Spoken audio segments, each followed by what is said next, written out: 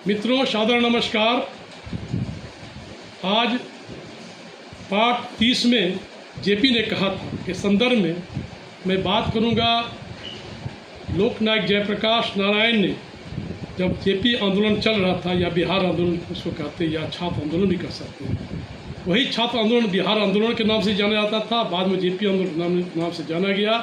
बाद में वो संपूर्ण क्रांति आंदोलन परिवर्तित हुआ।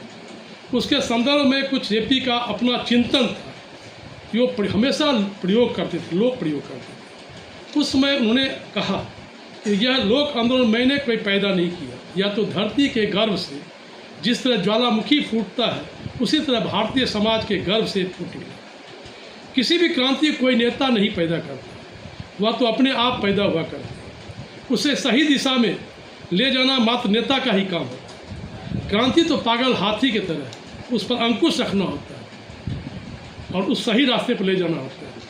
व्यापक लोक संघर्ष का वातावरण परिपक्व तभी होती है जब इच्छा शक्ति पैदा हो, और यह जनता जिससे युवक छात्र तथा बुद्धिजीवी वर्ग शामिल है, इसका महत्व ही आमतौर से असंतोष, निराशा, मोह भंग का शिकार हो चुकी हो, और सरकार की सत्ता से लेकर स्थानिक सत्ता तो उसका दुराव हो गया हो। ऐसी स्थिति में संघर्ष या तो हिंसक रूप लेगा, वह शांति रूप धारण करेगा। क्रांतिकारी परिस्थितियों के गर्भ से क्रांतिकारी आंदोलन पैदा करने का काम इसका नेतृत्व करने वालों पर निर्भर करता है। जैसा कि मैंने पहले भी कहा, अपने देश को क्रांतिकारी परिस्थिति बन गई थी, उसमें से यह लोक आंदोलन पैदा हुआ। आंदोलन का यह जो प्रयोग हुआ, इस विषय मेरा कुछ चिंतन यहाँ लिपिबद्ध कर देना चाहता हूँ। लोक आंदोलन के विषय मेरी विचारधारा, संपूर्ण क्रांति में इसका योगदान, ऐसा आंदोलन सरकार के विरोध में चलेगा या सहयोग से चलेगा, उसमें राजनीतिक दलों की भूमिका क्या होगी, परिवर्तन के अभिकर्ता या अग्रणी कौन होंगे,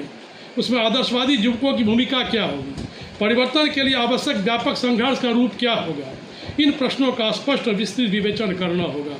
मित्रों, मैं मानता हूँ कि इस आंदोलन के प्रयोग की निष्पत्ति के रूप में मेरा अनुभव बिल्कुल बेकार तो नहीं है।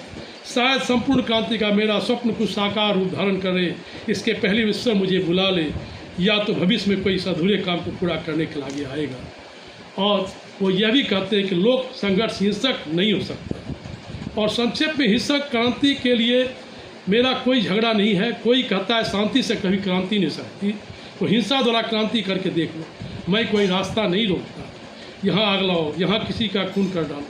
चारू मजुमदार और नक्सलवादियों ने करके देख लिया, परंतु मैं अपनी तरफ से साफ कर दूं, मैं स्वयं हिंसा का विरोधी हूँ। मैं यह मानता हूँ कि लोगों को किसी भी आंदोलन में हिंसा का जरा भी सहारा नहीं लेना चाहिए।